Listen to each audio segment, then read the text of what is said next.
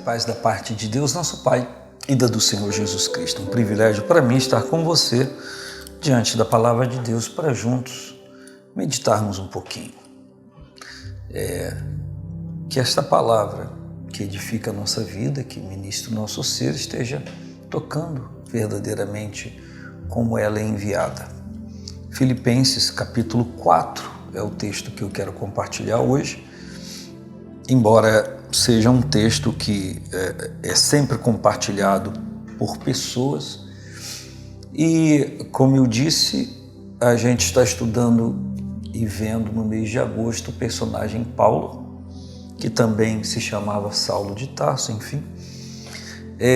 E é nos escritos de cada pessoa, isso eu tenho repetido, que a gente conhece um pouquinho do pensamento da pessoa e, no caso, o objetivo das Sagradas Escrituras, como a pessoa se relacionava com Deus.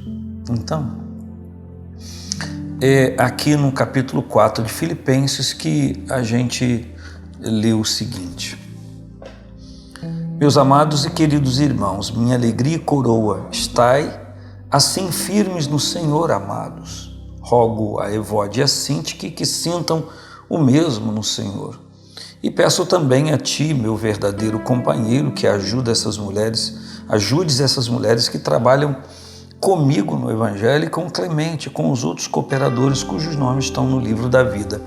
Regozijai-vos sempre no Senhor. Outra vez digo, regozijai-vos. Paulo está escrevendo a carta à igreja de Filipos e nesse capítulo 4 ele roga aos irmãos, ele diz: portanto, meus amados e muito queridos irmãos, e se referindo a ele, além de falar que são amados e queridos, ele diz: minha alegria e coroa, vocês são a minha alegria e coroa, coroação do trabalho, do serviço que eu tenho feito para o Senhor. Ele está falando que a atitude desses irmãos muito alegra o seu coração. Pensa comigo, a gente se doar a alguém ou a alguma coisa e ver a correspondência daquela pessoa ao esforço que a gente faz é algo assim gratificante, não é verdade? Quando você se empenha em ajudar alguém, você vê que aquela pessoa corresponde à ajuda que você está fazendo, dando. Eu não estou falando de senso de gratidão, eu estou falando quando você ajuda uma pessoa em uma área da vida, em um aspecto, e vê que aquela pessoa igualmente está se ajudando. Quando você vê o contrário, é tão complicado, como uma vez que fizemos uma convocação de ajuda a um determinado segmento na nossa cidade, de pessoas que viviam uma circunstância, e a gente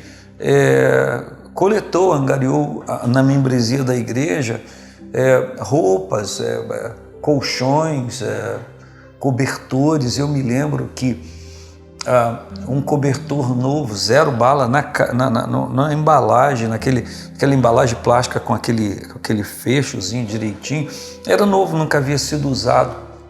Na verdade, um edredom dos bons, não era médio, não, dos bons que se compra. E foi levado a uma família. E numa semana, junto com alimentação também. Quando se voltou na outra semana para igualmente levar a alimentação, aquele cobertor era o piso da cozinha, que não tinha pavimentação, não estava pavimentado, acabado, e o que se via nele era só sujeira, lama. Então, eu estou dando um exemplo de que a correspondência do esforço que alguém faz por alguém vai incentivar que a pessoa continue fazendo ou vai desmotivar. Então, eu dei apenas um exemplo e não estou entrando no detalhe do exemplo, mas agora vamos abranger isso. Quando você faz alguma coisa em prol de alguém e você vê que aquela própria pessoa se esforça para que aquilo que alguém está levando para ela como recurso ou como solução para alguma coisa, orientação, quando ela se empenha, por exemplo, uma pessoa precisando de emprego, alguém consegue, e aquela pessoa chega atrasada, é desidioso, é relaxado. Como assim? Então, se a pessoa, não, eu perdi, arruma outro, você vai ser desmotivado. Você está compreendendo o que eu estou tentando falar? Eu sei que você está compreendendo. Paulo se refere ao seu esforço, à sua doação ao Evangelho e à comunicação da graça de Deus, e se alegra porque essas pessoas corresponderam a isso. Ele percebe que as pessoas estão ali ligadas naquilo e não só valorizando, mas sendo valorizados, ou não só sendo valorizados, mas valorizando também. Então é algo assim muito interessante, extraordinário. E ele diz: rogo ao Evode que Assinte que sintam o mesmo no Senhor. É uma questão particular dessas duas irmãs, Evode e Sintique, que tinham coisas a acertar. Mas eu não vou comentar sobre isso agora. O versículo 3 diz: peço também a ti, meu verdadeiro companheiro, que ajude essas mulheres que trabalharam comigo no Evangelho, não é que trabalho, quando eu li, no início li trabalho, mas que trabalharam comigo no Evangelho, e com Clemente, com os outros cooperadores cujos nomes estão no livro da vida. Então, o que Paulo está ressaltando nesta carta, o que ele está chamando a atenção dos irmãos, ou despertando os irmãos a fazerem, se unir, se entrelaçar, um cooperar com o outro, para que essa obra do Evangelho do Senhor Jesus Cristo não fosse uma coisa teórica, uma coisa teológica apenas, mas algo prático, algo de vida, algo que pudesse ser palpável, perceptível, e que pudesse ser um relacionamento real. E aí, essa é a história de Paulo aos Filipenses. E eu pergunto, e você? Como tem sido a sua vida no Evangelho? Como tem sido o seu relacionamento com as pessoas? Como está o seu relacionamento com os irmãos da igreja?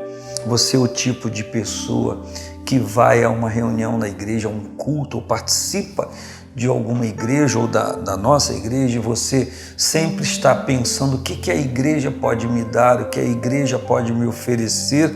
Ou você é do tipo de gente que pensa, o que eu posso fazer, em que eu posso cooperar para essas pessoas, para os meus irmãos? E uma coisa muito afinada, cada um de nós tem uma expectativa do que seja a igreja, no dia a dia, na comunhão, no louvor, na palavra, enfim. A pergunta é, aquilo que eu espero que a igreja que eu frequento, o templo, mas a igreja, as pessoas, o que eu espero delas, o que eu espero que a nossa reunião promova na vida das pessoas, eu mesmo coopero, eu mesmo colaboro? Ou eu sou uma pessoa que tem uma expectativa, mas eu nunca penso em cooperar com aquela própria expectativa que eu tenho? Eu tenho uma expectativa que o local que eu frequento para cultuar a Deus haja assim, que o líder haja dessa maneira, que tudo seja de acordo com o que eu quero. Mas eu estou cooperando para aquilo que eu quero ser uma realidade do local que eu participo? Você entendeu? Existe um monte de gente que quer isso, quer sentir isso, quer que o local ofereça, que os irmãos sejam assim, mas essa própria pessoa não age dessa maneira. Então, existe um nível de disparidade entre o que eu idealizo com aquilo que eu próprio promovo para que aconteça. Está entendendo o que estou falando?